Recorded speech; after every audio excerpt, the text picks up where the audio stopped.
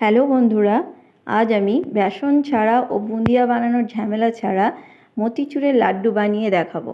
আমরা অনেকেই বাড়িতে লাড্ডু খেতে তো সবাই ভালোবাসি, বাড়িতে বুঁদিয়া বানানোর ঝামেলার কারণে আমরা অনেকেই লাড্ডুটা বানাতে চাই না। আজ আমি কত সহজে বুঁদিয়া বানানোর ঝামেলা ছাড়াই, বেসন ছাড়াই কি করে লাড্ডুটা বানাতে হবে, মতিচুর লাড্ডু। একদম মতিচুরের মতনই লাগবে, মনেই হবে না যে এটা কিসের লাড্ডু। চলো আমরা দেখে নিই কী করে খুব সহজেই ঘরে বানিয়ে নেওয়া যায় মতিচুর লাড্ডু। এই লাড্ডুগুলো আমি ছোলার ডাল দিয়ে বানিয়ে দেখাবো। এখানে আমার 250 গ্রাম মতন ছোলার ডাল আছে, সেটাকে আমি সারা রাত ধরে ভিজিয়ে রেখেছিলাম। তোমাদের হাতে যদি সময় না থাকে 3 থেকে 4 ঘন্টা ভিজিয়ে রাখলেই হবে। তো এটাকে আমি ভালো করে জল ঝরিয়ে একদম শুকনো করে নিতে হবে, ছাঁকনির মধ্যে দিয়ে ভালো করে জল ঝরিয়ে রেখেছিলাম। এবার আমি মিক্সির জারে এটাকে দিয়ে আমি দুবারে করে নেব, যেহেতু আমি ছোট মিক্সি ব্যবহার করছি, তোমরা বড়টাতে একবারে হয়ে যাবে। তো এটা আমি ভালো করে পেস্ট তৈরি করে নেব। পেস্টটা দেখো কত ভালো হয়েছে, একদম মোলায়েম পেস্ট তৈরি হয়েছে। এরকমই পেস্ট তৈরি করে নিতে হবে। তো এটাকে আমি ফ্রাই করব। তো এখানে আমি পর্যাপ্ত পরিমাণে তেল নিয়ে নিয়েছি। এবার এরকমভাবে দেখো কেমনভাবে আমি নিয়েছি, একদম চ্যাপ্টা চ্যাপ্টা করে ছোট্ট ছোট্ট সাইজের এগুলোকে দিয়ে আমি ফ্রাই করব। খুব মোটা করলে কিন্তু হবে না, মোটা করলে ভেতরটা কাঁচা থেকে যাবে, ওপরটা ফ্রাই হয়ে যাবে, কিন্তু ক্রিস্পি হতে হবে। এমনভাবে ভাজবে তোমরা যেন এটা ক্রিস্পি তৈরি হয় এবং যেন ভেতরে কাঁচা না থাকে। প্রত্যেকটা আমি এখানে ভেজে নেব। আমার এখানে সমস্তটা একসঙ্গে ধরবে না, আমি দুটো ব্যাচে এগুলোকে ভেজে তুলে নেব। তো এরকম করে উল্টে পাল্টে ভালো করে ভেজে নিতে হবে, যেন ভেতরে কোনো কাঁচা ভাব না থাকে, তাহলে কিন্তু ডালের কাঁচা স্মেল আসবে। তো সমস্ত আমার একটা ব্যাচ ভাজা হয়ে গেছে, আমি এগুলোকে তুলে নিচ্ছি। এবার আরও একবার আমি এরকমভাবেই মিডিয়াম ফ্লেমে 4 থেকে 5 মিনিট ধরে ভেজে নিলেই হবে। দেখো আমি এটাও ফ্রাই করে তুলে নিচ্ছি।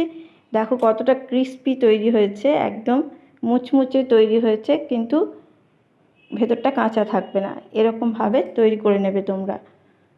তো এবার আমি কি করব, এইগুলোকে ছোট্ট ছোট্টভাবে টুকরো করে নেব।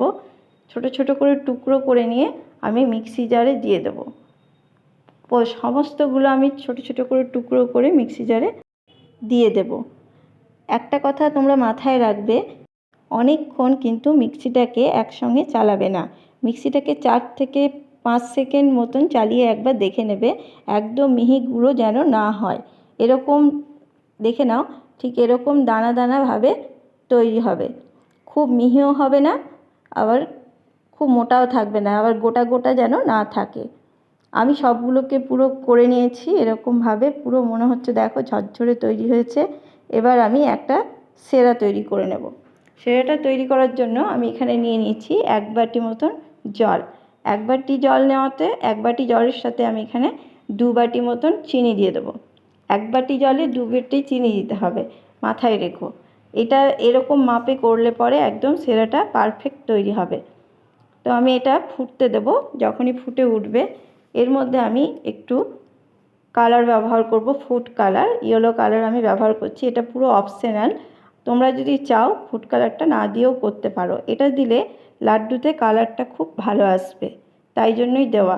তোমরা না চাইলে নাও দিতে পারো, তাও এটা ভালো লাগবে। তো সেরাটা এমনভাবে তৈরি করবে, 1 তার বা 2 তারের নয়, যেন হাতে দিলে চ্যাটচ্যাট করে, চিটচিটে ভাব থাকলেই হবে। ঠিক দেখো এরকম।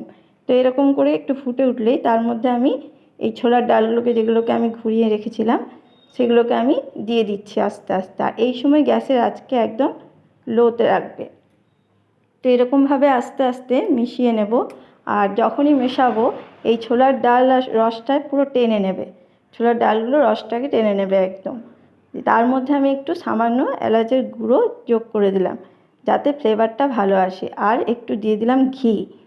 ঘিটা ঠিক নামানোর 2 মিনিট আগে দিলেই হবে। ভালো করে নাড়াচাড়া করে নেবো যতক্ষণ না এই রসটা পুরো ছোলার ডাল একদম অ্যাবজর্ব করে নিচ্ছে। তার মধ্যে আমি এখানে দিয়ে দিলাম চালমগজ, একটু চালমগজকে আমি এখানে দিয়ে দিলাম। তোমরা চাইলে এখানে অনেক রকম ড্রাই ফ্রুটই দিতে পারো, আমি এখানে চালমগজটাই দিলাম। তাহলে দেখো যখনই কড়াই থেকে ছেড়ে আসবে জানবে এটা হয়ে গেছে, পুরো ড্রাই হয়ে যাবে। আর এটা ঠিক যখন হালকা ঠান্ডা থাকবে তখনই এটাকে তৈরি করে নেবে। এটা হালকা ঠান্ডা আছে, আমি এখানে পুরো হাতের মধ্যে ঘি লাগিয়ে নিলাম। এটা এক হাতেই তৈরি করে নেওয়া যাবে, কিন্তু তোমাদেরকে আমি দু হাতে শেপ করে দেখাবো, এতে খুব ভালো শেপটা আসবে। খুব অনায়াসে এটা তৈরি হয়ে যাবে। দেখো কত সুন্দরভাবে পারফেক্ট লাড্ডুর শেপ তৈরি হয়েছে।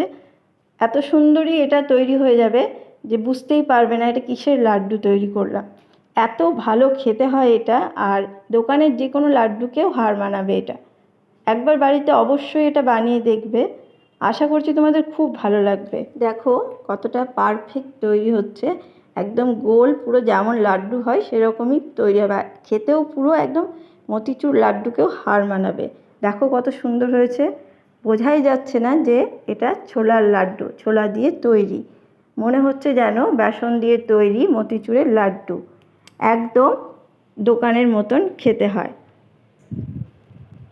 বাড়িতে অবশ্যই তোমরা বানিয়ে নেবে এই সহজ পদ্ধতিতে লাড্ডুটি, খুবই ভালো খেতে হয়।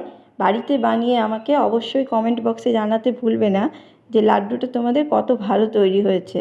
দেখো পারফেক্ট একদম মতিচুরের লাড্ডু মনে হবে, আর খেতে অসাধারণ হয়। মতিচুরের লাড্ডুর থেকেও ভালো খেতে হয় এই লাড্ডুটি।